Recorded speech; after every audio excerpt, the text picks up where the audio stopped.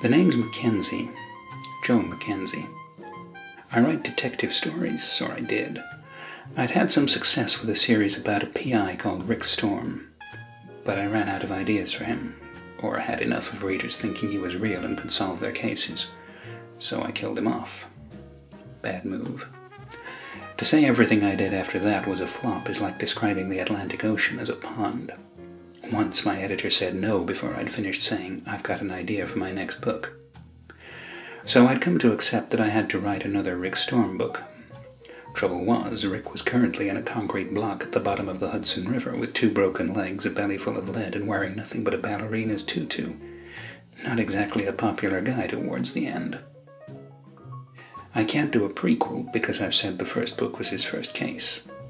And I can't do any missing files because the books all follow on from one another. For someone who writes about a real clever guy, I guess I'm not that smart. So I've spent months trying to think of some way to bring Rick back from the dead, because if he's not, I am. Then one day I get a call from a guy named Nicholas. He sounds refined, though nowadays that just means he doesn't drop his H's. He says he has a, quote, mind-blowing idea, unquote, for the next Rick Storm book. Now, I've had fans offer me ideas before.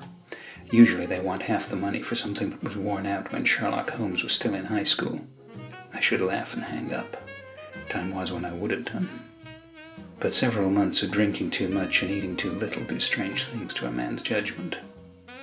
I agree to meet Nicholas for coffee tomorrow afternoon. He wasn't kidding when he said his idea was mind-blowing. It's not just off the wall, it's out the door and down the street. This could sell more than all the previous Rick Storm books put together. And Nicholas wants just 1% of the gross. As I sign, I break into a cold sweat. If I was a religious man, I might describe it as being like someone walking over my grave. I go home and type for 24 hours straight. I sleep at my desk and wake up 3 hours later when I fall out of my chair. I carry on typing without any pauses, without changing anything as I go along. It's as if someone else has already written the book and is just dictating it to me. After a week of typing, I email the manuscript to my editor without looking at it. Wanting some rest, I check into the nearest hotel. My editor tracks me down 3 days later.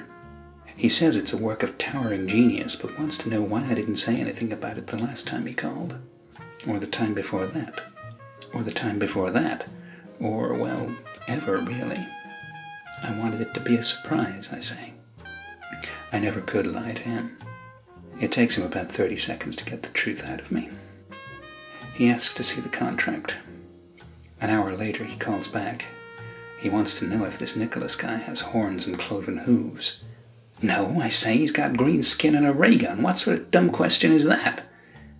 He doesn't laugh.